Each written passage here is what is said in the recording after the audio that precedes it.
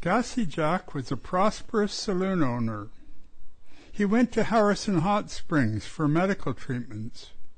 When he arrived back in New Westminster, he found that all his money and almost all of his whiskey was gone. What was he to do? Saddened and disillusioned, he loaded his Indian wife, his mother-in-law, and his wife's cousin, Big Michael, into an Indian dugout canoe.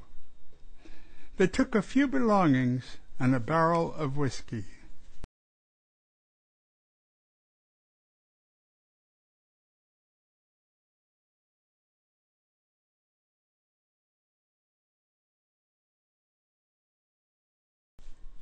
They paddled all the way from New Westminster to the south shore of Burrard Inlet.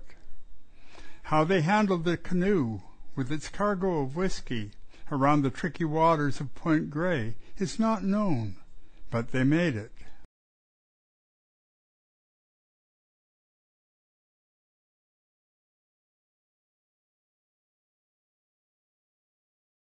The whole shore was virgin forest. There was no development except a sawmill called Stamp's Mill. From the beginning, Gassy Jack could see that the area was ready for development and that there was a bright future ahead. The owner of the mill would not allow any liquor on the premises.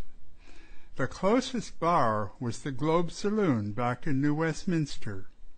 At that time, it was a 25-mile ride through rough terrain.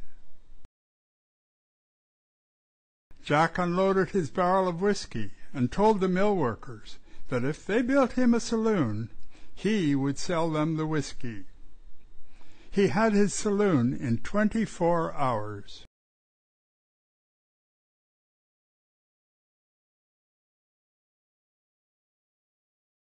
This is how John Dighton achieved his fame.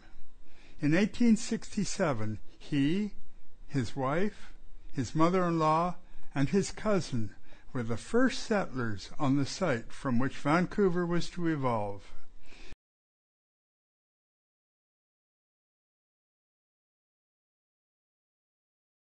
His new saloon, called the Globe, became the center of a small community which the people called Gastown. In 1870, the community was recognized as a town site, and they called it Granville. However, people continued to call it Gastown.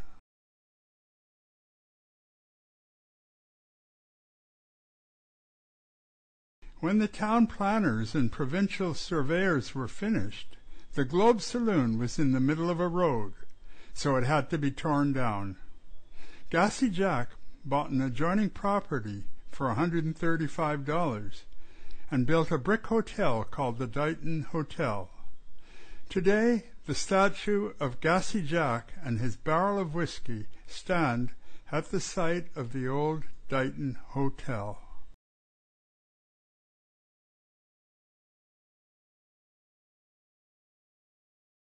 Soon after moving into the new hotel, Jack's wife died. Before her death, she arranged for Jack to marry her 12-year-old niece, Madeline. 1 year later, Madeline bore a son, Richard.